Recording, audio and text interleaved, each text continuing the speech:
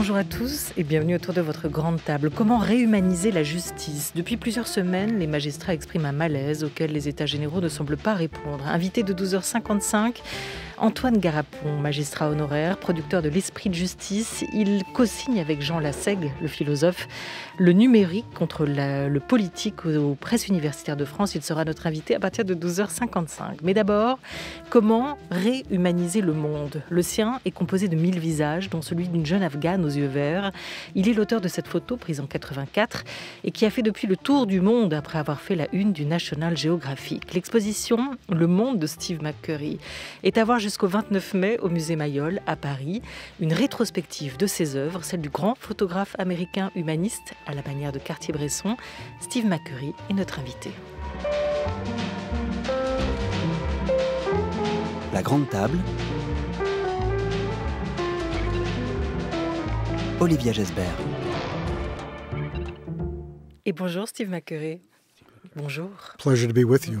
Plaisir de vous avoir, d'autant que les frontières en ce moment ne sont pas très fluides. Vous nous arrivez des États-Unis, on est ravis de pouvoir partager ce moment avec vous. Bonjour à votre voix française, Robert Wolfenstein, bonjour. Il est déjà en train de traduire. Comment définiriez-vous votre monde, Steve McCurry? C'est le titre de cette exposition à voir au musée Mayol à partir de demain. Le monde de Steve McCurry. Comment vous le définiriez, votre monde?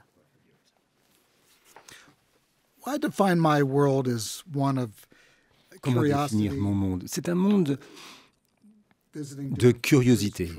La curiosité lorsque je me rends dans différents pays et j'essaie d'utiliser le peu de temps dont je dispose de la meilleure façon possible. La meilleure façon d'utiliser mon temps, c'est de voyager, de découvrir de nouvelles cultures, de répondre à mes impulsions créatrices en photographiant des gens, en faisant des portraits, en voyant comment les gens vivent, en saisissant le comportement humain. C'est ainsi que j'ai voulu vivre ma vie. Premier fait d'armes photographique, l'Afghanistan, au tournant des années 80. Vous y entrez juste avant l'Armée rouge. Vous y réalisez les premières images de ce conflit majeur. Un reportage qui sera multicouronné et qui vous ouvrira les portes d'un monde, Steve McCurry, où les guerres se multiplient. Iran, Irak, Liban, Yougoslavie et tant d'autres. L'Afghanistan, que représente ce pays, à la fois dans votre géographie professionnelle, mais aussi dans votre géographie intime, personnelle? Afghanistan was the place where I went to early in my Eh bien, career. l'Afghanistan, c'est effectivement l'un des premiers pays où je me suis rendu dans ma carrière. Je n'avais jamais photographié de zone de guerre ou de conflit. J'avais rencontré des réfugiés afghans dans un bouge au Pakistan. Ils voulaient que j'aille là-bas. Ils m'ont convaincu de m'y rendre en disant que personne ne raconte notre histoire. Le monde ne sait pas ce qui se passe en Afghanistan. Ils avaient besoin d'un témoin. Ils voulaient que je puisse témoigner et ils espéraient qu'à travers mes photographies, je pourrais raconter leur histoire au monde. Et je me suis dit que ça n'était pas mon métier, je ne suis pas reporter de guerre, mais pour autant, j'étais fasciné par la situation qui prévalait là-bas. Et je me rappelle que Raymond Depardon s'y était rendu avant moi. Il avait photographié le pays et je voyais le potentiel, disons, au moins photographique du pays par rapport à la situation. Et donc, j'ai décidé de tenter ma chance et de m'y rendre. Et effectivement, j'ai été choqué par l'état de dévastation, de destruction du pays, des villages entiers qui avaient été rasés. C'était une zone où vivaient des bergers, des nomades dans la région est de l'Afghanistan qui se trouvaient attaqués par leur propre gouvernement parce qu'ils se révoltaient et parce qu'ils luttaient contre l'administration centrale, parce que celle-ci voulait voulait censurer leur mode de vie, leur religion. Et même s'ils ne savaient pas vraiment ce qu'ils faisaient, c'était un mouvement très très populaire. Alors donc, je me suis rendu là-bas, et puis je me suis retrouvé un petit peu accro à l'histoire afghane, et j'ai décidé d'y retourner année après année, et j'ai effectivement pu témoigner de ce qui s'y passait. Il y a à peine 30 ans, comment vous répondez à cette question presque abyssale? Comment photographier la guerre? Qu'est-ce qu'on montre? Qu'est-ce qu'on ne montre pas? Qu'est-ce qui relève de l'indicible et qu'est-ce qui doit être représenté? Comment vous avez résolu cette équation? Vous savez, moi, ce qui m'intéressait, c'était les conséquences humaines. Les gens qui se trouvaient pris en étau entre les différentes factions, les réfugiés, ceux qui vivaient leur vie au quotidien et dont tout d'un coup le village était détruit. Moi, je ne me suis jamais considéré, encore une fois, comme un photographe de guerre. Moi, ce qui m'intéressait, c'était la vie des gens ordinaires et la façon dont ce conflit affectait leur vie. Alors, effectivement, j'étais là lorsque j'étais moi-même pris entre deux feux, pour ainsi dire, entre ces deux factions belligérantes, littéralement, sur la ligne de front. Mais pour autant, je ne me considérais pas comme un photographe de combat, de guerre. Mon rôle était simplement de photographier les gens qui se retrouvaient un petit peu à la périphérie de ces conflits. Mais ils y étaient, hein. Et vous y étiez aussi, vous, dans ces bouleversements du monde, vous, à la fois l'homme et le photographe Steve McCurry. Jusqu'où engage-t-on son corps? Well, I never thought it was worth dying for a picture. Je me suis jamais dit qu'une photo méritait qu'on y sacrifie sa vie. Il faut rester modeste et on garde ses distances. Mais enfin, quand même, il y a des situations où il faut témoigner de ce qui est, et là, ne reculer devant rien. Et quelquefois, il faut, en quelque sorte, sauter dans le grand bain. Ça ne veut pas dire qu'il ne faut pas être prudent, mais il y a des moments où, effectivement, des risques sont pris. On croise les doigts. Alors, je vais vous demander de revenir sur la photo qui vous a rendu connu, vous, le photographe, à travers son regard à elle, aux yeux du monde entier, celle de Sharbat Gula, cette jeune Afghane que vous aviez photographiée en 1984 au camp de réfugiés de Nasirgbagh, près de Peshawar, au Pakistan. Quelle est l'histoire de cette photo, de cette jeune Afghane aux yeux verts, l'une des plus connues au monde? Comment est née cette photo? I was doing some work on the Afghan-Pakistan border. Je travaillais sur la frontière pakistano-afghane. Il y avait des centaines de camps de réfugiés avec des millions de réfugiés afghans qui étaient dispersés un peu partout entre le Pakistan et l'Iran. Et leur village était bombardé. Et cette fille, Sharbat Gula, c'était l'une des centaines de milliers de réfugiés qui avaient fui l'Afghanistan pour se retrouver au Pakistan. Elle avait jusque-là mené une vie paisible et s'est retrouvée du jour au lendemain dans ces situations sordides de camps de réfugiés où elle vivait sous une tente. Et un beau matin, je me baladais dans le camp et j'ai constaté qu'il y avait une petite école pour filles. Et je suis allé demander à l'enseignante si je pouvais photographier ses élèves. J'en ai eu l'autorisation. Et c'est là que j'ai vu Sharbat dans un coin. J'ai vu qu'elle avait ce regard puissant, cette expression, ces yeux. Et je savais en la voyant que c'était quelque chose d'exceptionnel, quelque chose d'extraordinaire. J'ai également photographié certaines de ses camarades de classe, mais je savais qu'elle portait en elle ce regard absolument extraordinaire. Donc je l'ai photographiée.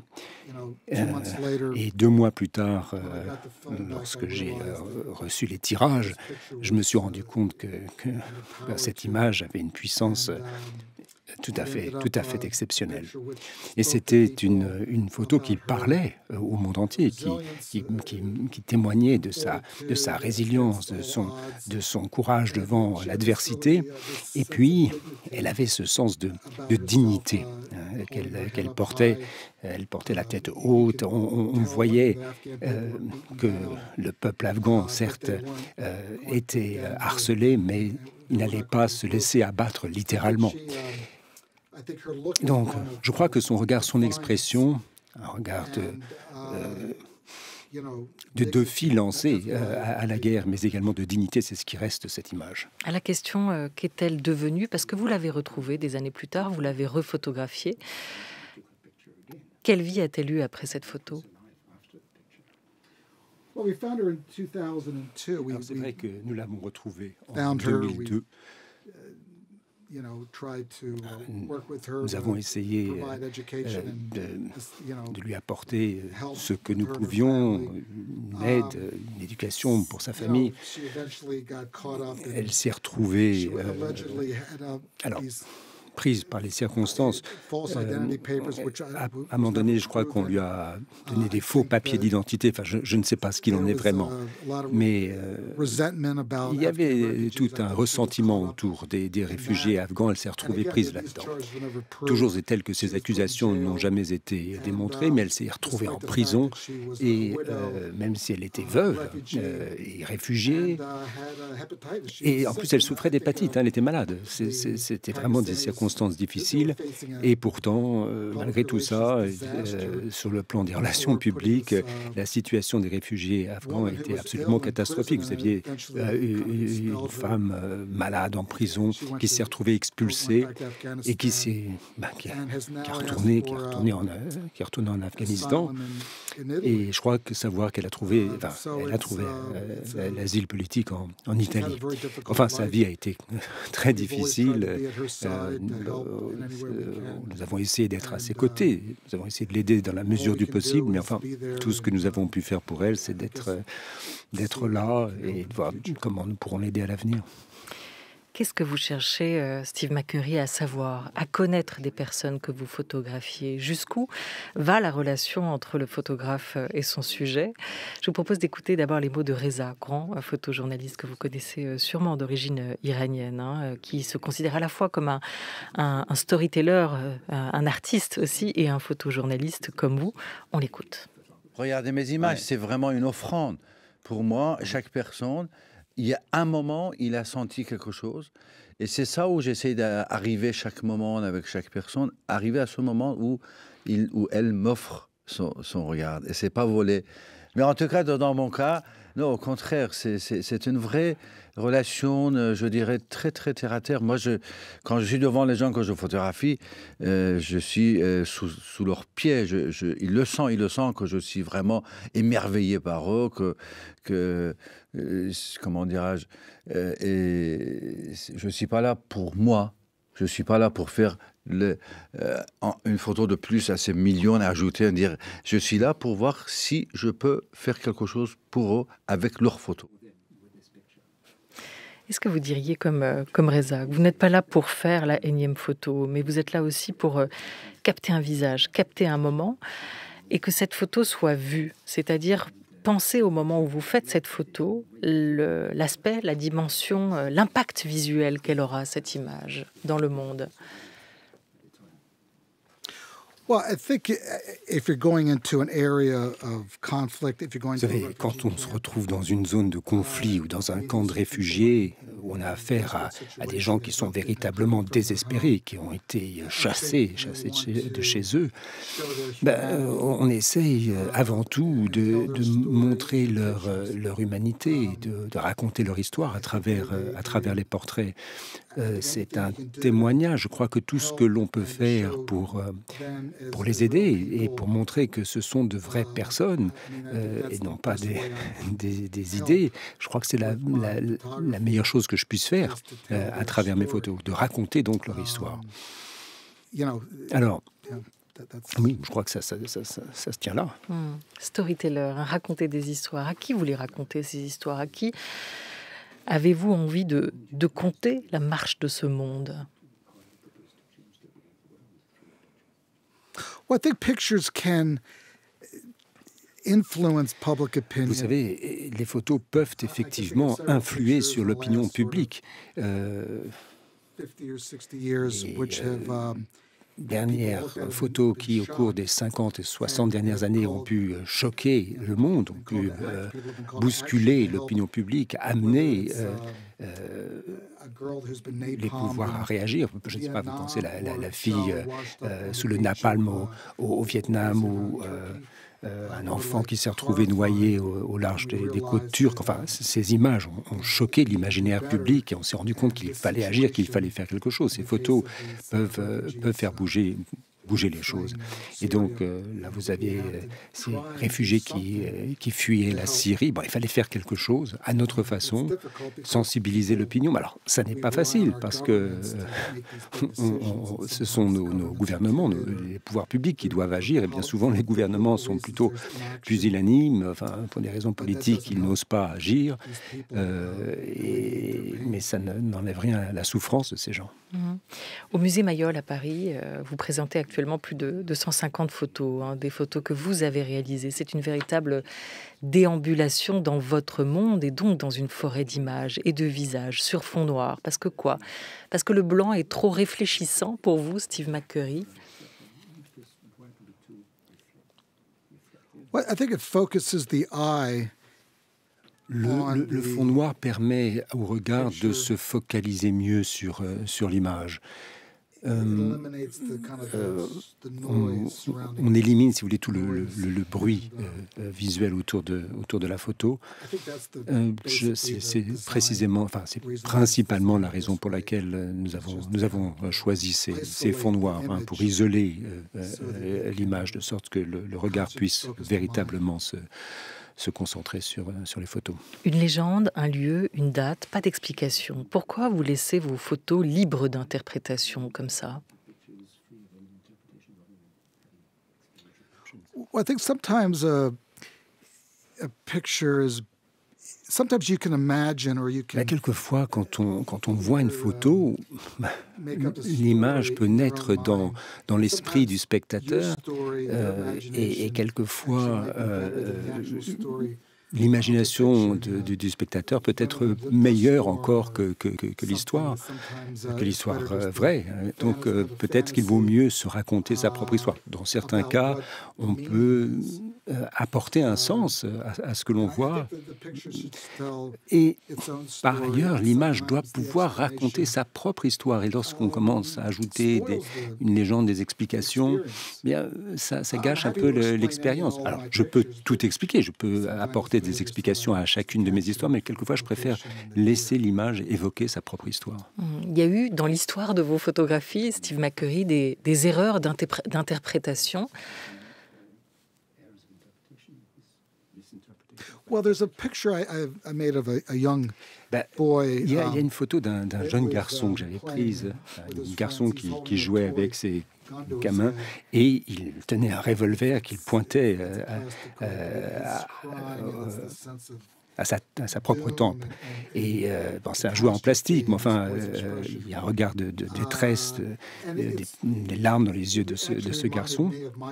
Et cette image m'a rappelé ma propre enfance. Je me rappelle que moi, j'étais tourmenté et j'ai le vague souvenir d'avoir été presque tué par des gamins qui avaient voulu m'étrangler avec une corde. Enfin, je crois que ma dernière heure était venue. Bon, toujours est-il que ce gamin, on pensait qu'il éprouvait la même émotion que moi, que sa vie touchait à sa fin, alors que lui, il se faisait peut-être bousculer par ses camarades, ses frères ou que sais-je. Nous sommes retournés sur les lieux quelques heures plus tard et il jouait, il rigolait.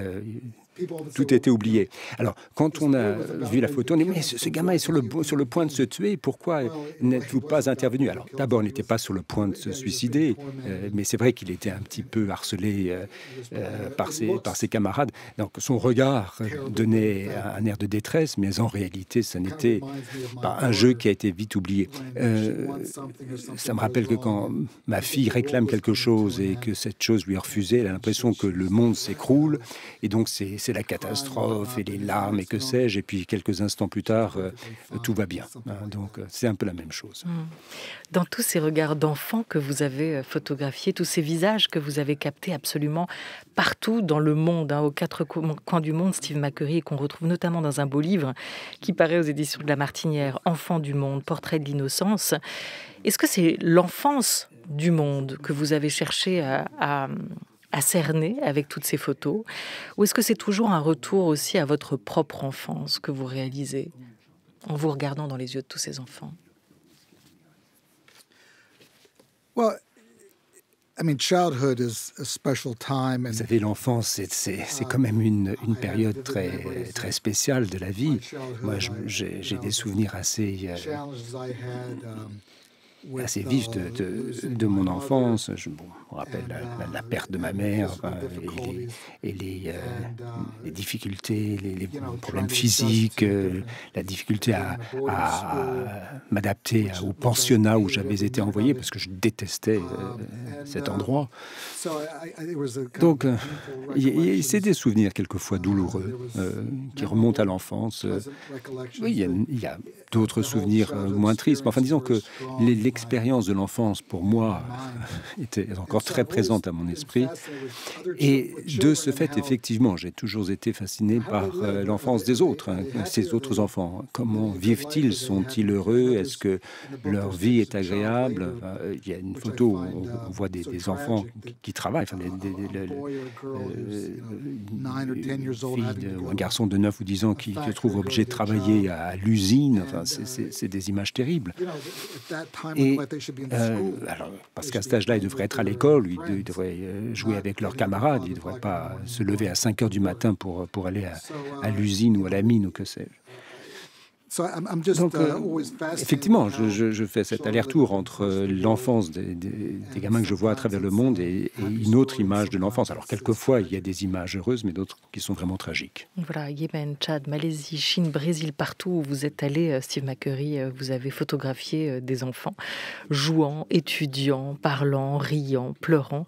Un enfant devrait rester un enfant, semble nous dire aussi vos photos. C'est votre enfance qui vous a mis en mouvement, qui explique peut-être l'homme et le photographe que vous êtes devenu aujourd'hui. Plus tard, vous avez étudié le cinéma. Est-ce que vous avez gardé de ces années d'études un goût particulier de la mise en scène, du cadrage, des personnages?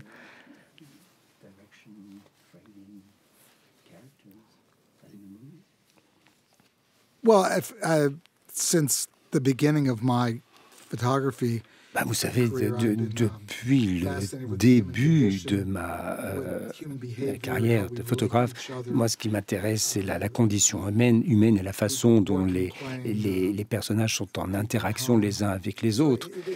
Donc, c'est plutôt l'expérience humaine que j'essaie de porter, non pas à l'écran, mais sur les photos. Alors, j'ai aussi étudié les animaux. J'ai été fasciné par le monde animal. Mais pour revenir aux enfants et le fait d'avoir eu mes propres enfants plus tard, à un âge assez avancé d'ailleurs, cela m'a fait découvrir un nouveau monde.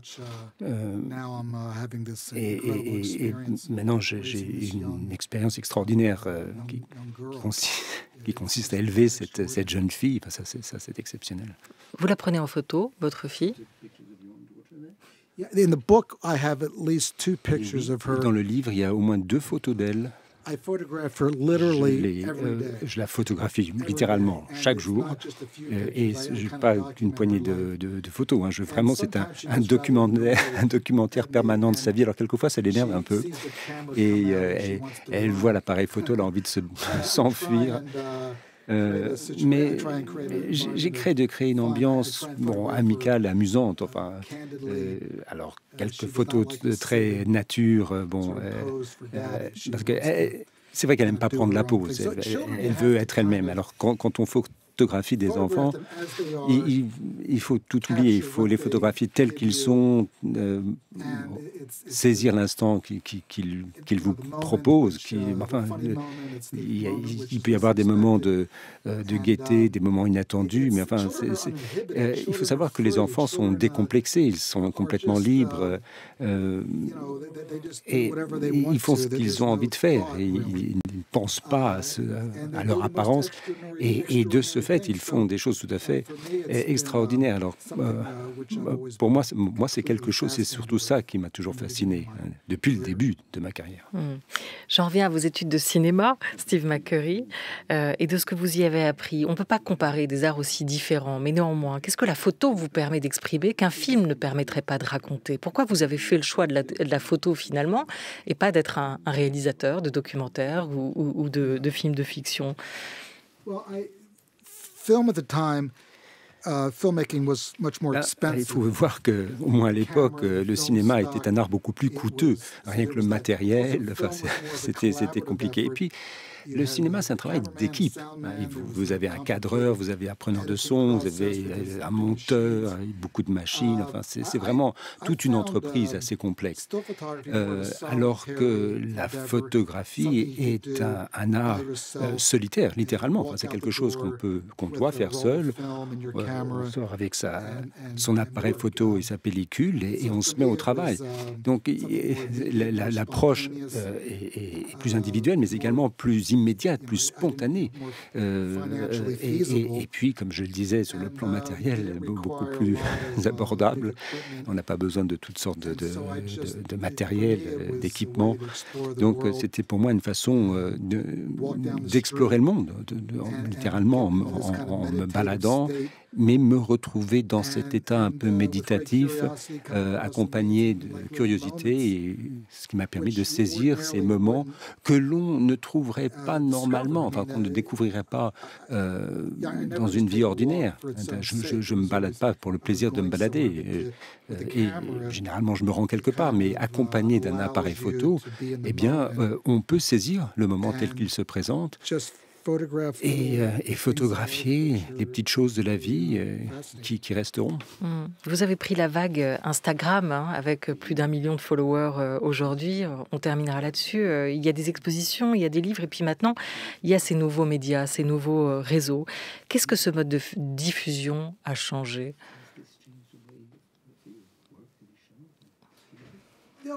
For me,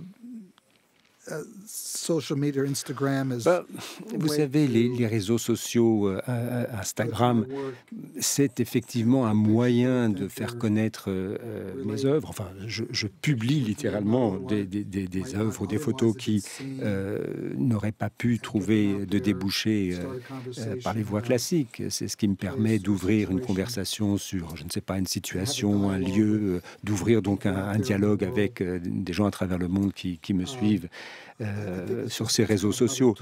C'est, disons, simplement un nouvel outil de communication, une nouvelle façon de présenter mon travail, rien de plus. Nothing more than that. Ni plus ni moins. On terminera peut-être là-dessus. Merci beaucoup, Robert Wolfenstein, pour cette traduction. Le voyage importe plus que la destination.